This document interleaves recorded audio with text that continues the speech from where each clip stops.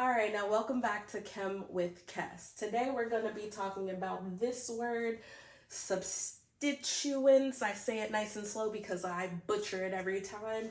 That's where I came up with the name branches, which it may actually be in the book. So did I really come up with it? Probably not, but we'll just say I did, right?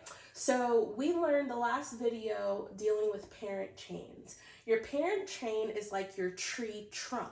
It's the base of the tree that is the most stable and it's continuous. The branches that come off of the tree are all different. Those are the ones that are in black. So what we're learning today is how to name the ones that are in black. The black branches are derived from the original parent chain. So let's take a look. These are like the main categories that we have to focus with. You have group 1, that is methane, 2, 3, and 4, ethane, propane, and butane, and those are their formulas respectively. For the methane, I decided to draw all the hydrogens out just to show you a point, and then the rest of them I'm going to just keep as lines, but please assume that each end does have a hydrogen. So we know that this is methane because carbon has all 4 branches attached to it, right?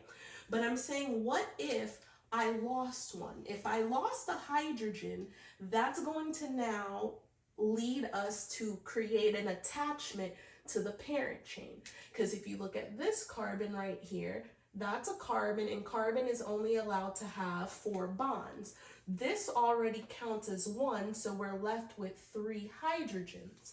So when I remove 1 hydrogen, or what we call is to cleave it off, I like to use the word cleave and cut together, this is now going to be a CH3 group, and I'm going to leave the squiggly line there. The squiggly line just tells you that it's connected to something, and in this case, our parent chain. So now that I went from methane, when I lose a hydrogen, I keep my prefix, but because it's an alkyl chain and not an alkane chain anymore, because an alkane means it has all of its hydrogens together.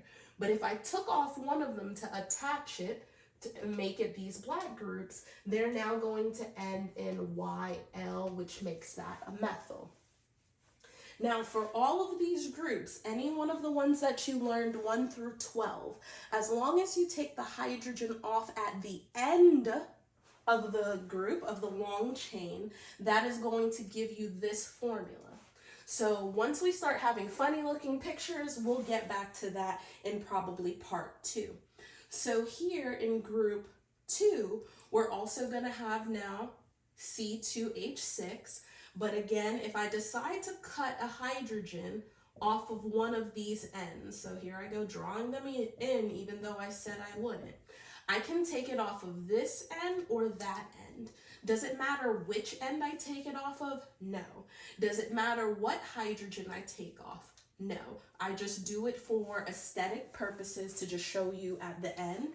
So here, this is now going to read as CH3. Now, I'm going to show you something in a second, and then CH2.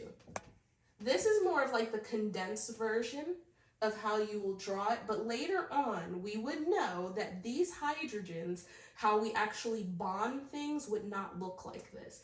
Later on, we will be writing this like this, because in all cases of organic, you have to understand that the carbons are always going to be connected to each other. So you should actually show that. But for just, again, to make it nice and clean so you can see what you see here, this was ethane, but now will become ethyl.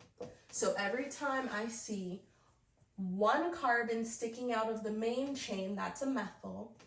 2 carbons, 1, 2, that's an ethyl. 3 carbons, again, as long as we take that hydrogen off of this end, so off of this carbon or this carbon, doesn't matter which one, that is going to just give us the prefix and the ending in YL. To do the group number 4, again, We always link all our carbons together first, and then we fill in the rest. So C4H10, I see that this has 1 bond, so it should have 3 more. This has 2, it should have 2 more, 2 more, 3 more. You'll get in the hang of it once you practice, right?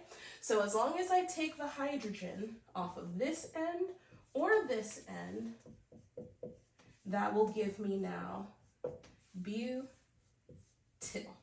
So right here, this only had 1 carbon, that's 2, that's 1, 2, 3, 1, 2, 3, 4. As long as it's coming off of the end of the straight chain, that's going to give you those. Now in the next portion of the video is when I'm going to show you how we came up with the names of this, and also include some main key definitional terms that you need to understand so you understand how to get these. See you soon.